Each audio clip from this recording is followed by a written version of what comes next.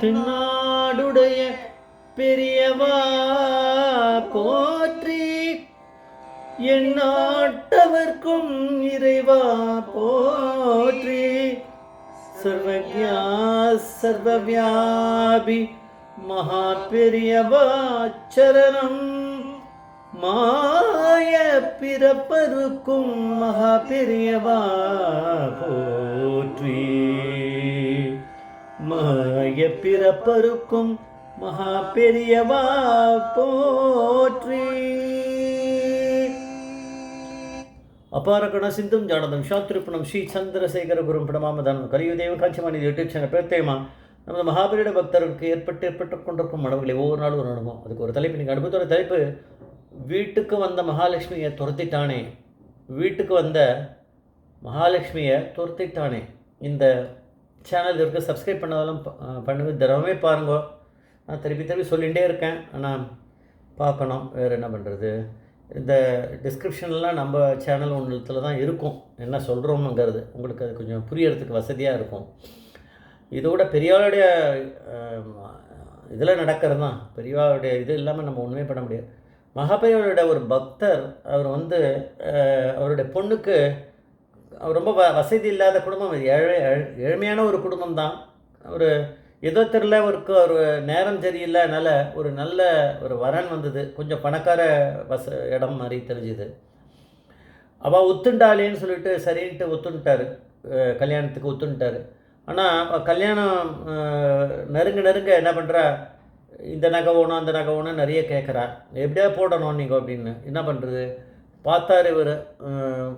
போய் கடையில் போய்ட்டு இமிடேஷன் நகையெல்லாம் வாங்கிட்டார், கம்மியான விலைக்கு வாங்கிட்டார். சொல்லலை, பொண்டாட்டிக்கு சொல்லலை, பொண்ணு யாருக்கும் சொல்லலை. இவர் வாங்கிட்டார், அதை போட்டார். கல்யாணம் நல்லா தடபடலாம் நடந்துடுத்து. சம்மந்தியும் நினச்சார் நல்லபடியாக அவர் செலவழிச்சு பண்ணிட்டார், பரவாயில்ல அப்படின்னு. அந்த பணக்காரருக்கு சம்மந்திக்கு, அதாவது போனாலே குடும்பம் வாழறதுக்காக போனா இல்லையா, அந்த இடத்துல அந்த இவருக்கு மாமனார், அவருக்கு திடீர்னு பணம் விட வந்துடுது ஒரு நாளைக்கு. அதனால் என்ன பண்ணார், அதான் நம்ம மாட்டு பொண்ணுக்கு தான் இப்போ வந்தவளுக்கு, அவளுக்கு தான் நிறைய நகை போட்டிருக்காளேன்னு சொல்லிட்டு, உன்னோட நகைலாம் அவளுக்கும் தெரியாது. பாவம், நம்மளது டூப்ளிகேட் நகைன்னா அவள் எப்படி எடுத்து கொடுத்துருப்பா, உண்மையை சொல்லிகிட்டு இருப்பாள். அவளும் எடுத்து கொடுத்துட்ருக்கா. அதெல்லாம் கொடு, நம்ம வச்சு வாங்கிக்கிறேன், அடகு வச்சு, அதுக்கப்புறம் நம்ம மீட்டுக்கலாம், எனக்கு இந்த மாதிரி ஒரு இது கஷ்டம் இருக்குன்னு கொடுத்துட்டு அவள் எடுத்து எல்லாத்தையும் எடுத்துன்னு போய் ஒரு மார்வாடி கடைக்கு போனார், பான் புரோக்கர். அது போனார். அங்கே போய் வச்சாருன்னா அவன் சொல்லிட்டான், எல்லாமே டூப்ளிகேட்டாக இருக்குது, எல்லாமே இது இமிட்டேஷனாக இருக்குது, இது எப்படி நீங்கள் யார் போட்டால் உங்களுக்கு என்னென்னு மானத்தை வாங்கிட்டான். சரி, ஒன்றும் சொல்லிக்கல அவர், தெரில, யாரோ கொடுத்தா அதை வச்சுருந்தா நான் வந்தேன், சரி நான் அவனை போய் பார்த்துக்கிறேன்னு சொல்லிட்டு வந்துட்டார். இதை வந்தவொடனே வீட்டில் வந்தவொடனே என்ன ஆகும், ஒரே ரகலை தான். அந்த பொண்ணை வீட்டை வச்சு துரத்திட்டா, வீட்டை விட்டு போயிட்டு வா அப்படின்னு. ஸோ அதனால் அவள் திருப்பி பழையபடியே அங்கே இது பண்ணி அங்கே வந்தாச்சு, அம்மா அப்பா கூட வந்தாச்சு. பெரியவா நினச்சா தானே எல்லாம் சரி பண்ண முடியும். இந்த மாமனார் இருக்கார், பணக்கார மாமனார், கொஞ்சம் காலம் போச்சு. அதுக்கப்புறம் டைவர்ஸ்லாம் பண்ணிக்கல, அவள் டே ஓடிந்தது. அவர் திரும்பி இதுக்கு வந்தார், சில ஃப்ரெண்ட்ஸோட தெரிஞ்சவாளோட கிளம்பி காஞ்சிபுரம் வந்தார். பெரியவா தானே இழுப்பாங்க. வந்தார், அவர் இருக்கார், தரிசனம் கொடுத்துட்டுருக்கா பெரியவா. ஆனால் இவளை பார்க்கவே இல்லை. இவள் டர்ன் வரும்போது எழுந்து உள்ளே போயிட்டார். அதுதான் பரமேஸ்வரன் நிறைய இந்த மாதிரி நம்ம சொல்லியிருப்போம், இதெல்லாம் நிஜமாக நடக்கிறது. பெரியவா எழுந்து உள்ளே போயிட்டா. அப்போது அந்த பணக்காரருக்கு அங்கே இருக்க ஒரு சாஸ்திரிகளை தெரியுமா, அங்கே வேதம் இது பண்ணுற அவர்கிட்ட ஒரு சொல்லியிருக்கார், இந்த மாதிரி நான் இவெல்லாம் கூட்டு தரிசனத்துக்காக வந்தேன், பெரியவா திடீர்னு என்னென்னு தெரியல எழுந்து உள்ளே போயிட்டா அப்படின்னு சொன்னான். சரி நான் என்னென்னு பார்த்துட்டு வரேன். அவர் சொல்லலை, இவர் ரெக்வஸ்ட் பண்ண நான் போய் பார்த்துட்டு வரேன்னு போனாராம். இப்போ ஏன்னா பெரியவா ஒரு ரூமில் உள்ளே போய் உட்காந்துட்டுருக்கார், அவர்கிட்ட போய் இந்த மாதிரி கேட்குறாரு அப்படின்னு சொன்னாராம். அப்போ அவர் சொன்னாராம், இந்த மாதிரி இவன் கல்யாணம் பிள்ளைக்காக பண்ணிட்டான்,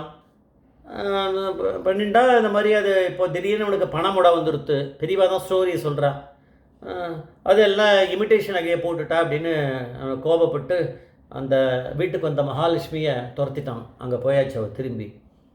இவனுக்கு இருக்க இதுக்கு வசதிக்கு அதை பெருசுப்படுத்தாமல் இவனே போட்டு கல்யாணத்தை நடத்தியிருக்கலாமே. இது என்ன, இவன் எதுக்கு கேட்டிருக்கணும், அதெல்லாம் இவனுக்கு இருந்த வசதிக்கு கேட்காமே இருந்திருக்கலாமே அப்படின்னு பெரியவா சொல்லி, இதனால தானே அவனை தரிசனம் கொடுக்கல அப்படின்றத இன்டெரக்டாக சொல்லியிருக்கார். அதை இவ்வளோதான் புரிஞ்சுட்டார். அந்த சாஸ்திரிகள் உள்ள வந்து சொன்னார், இந்த மாதிரி என்ன சொல்கிறா பெரியவா அப்படின்னு. நானே வந்து பார்க்கலாமான்னு சரி வர சொல்லணுன்னு அப்புறம் போனவுடனே அவருக்கு நமஸ்காரம் பண்ணி கொஞ்சம் அழுதார். நான் பண்ணது தப்பு தான் அப்படின்னாரு. அப்புறம் பெரியவா வந்து சரி நீ போய் உடனே பண்ண வேண்டியது, வீட்டுக்கு வந்த மகாலட்சுமி நீ துரத்திட்ட, அவரை கூட்டின்னு வந்துக்கோ, நான் பார்த்துக்கிறேன் மற்றதை அப்படின்னு சொல்லிட்டேன்.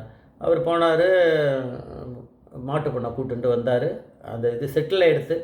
அதுக்கப்புறம் அந்த இவரை வந்து பார்த்து தேங்க் பண்ணுறதுக்கு வருவார். தன்னோட பொண்ணு அங்கே போயிருக்கா, வாழ போயிருக்கா அப்படின்னா பெரியவாளுடைய அனுகிரகம் தெரியுமே, மாபெரிய பக்தர் இல்லையா, அதனால் இங்கே வந்து அவரும் வந்தார், இங்கே மாட்டின்றார். பெரியவா சொன்னார், நீ வந்து பொய் சொல்லி எதுக்கு கல்யாணம் பண்ண, அவன் நகை கேட்குறா அப்படின்னா, பெரியவா தான் ராமர் மாதிரி இல்லையா, இப்படி நியாய தர்மத்துக்கு பாடுபடுறவர் ராமபிரான், அந்த மாதிரி கேட்டிருக்கார் பெரியவா. நீ வந்து அவன் நகை கேட்டால் நீ உன்னால் முடியாதுன்னு நீ சொல்லியிருக்கலாமே, என்கிட்ட இல்லை வசதி, நீ என்ன பண்ண, ஏதாச்சும் அவலாம் கல்யாணம் நடக்கணுமேன்ட்டு இன்விடேஷன் நாங்கள் எல்லாம் வாங்கி போட்டிருக்கேன், இந்த மாதிரி காரியத்தில் நீ இனிமேல் பண்ணக்கூடாது, இந்த மாதிரி சொல்லி கல்யாணம் பண்ணுவியோ, பண்ணது தப்பு அப்படின்னாரான். வந்து அவர் நமஸ்காரம் பண்ணி கன்னத்தில் போட்டு பண்ணதெல்லாம் தப்பு தான், இனிமேல் இந்த மாதிரி பண்ணுறதை விட்டுரு, எப்பயுமே சத்தியத்தில் தர்மத்தை கட்டுப்படணும் அப்படின்னு சொல்லி பெரியவா சொல்லி அனுப்பிச்சாலும். அப்போ அந்த 2 ஜோடியையும் சேர்த்து வச்சது யாருன்னா பெரியவா தான் எல்லாத்துக்கும் இதுவாக இருந்திருக்கார், ஒரு லிங்காக இருந்திருக்கார் அப்படிங்கிறது தெரியுது. ஜெய் ஜெய்சங்கர் ஹரிசங்கர் மகாபரிய பாதமேச்சரணம்.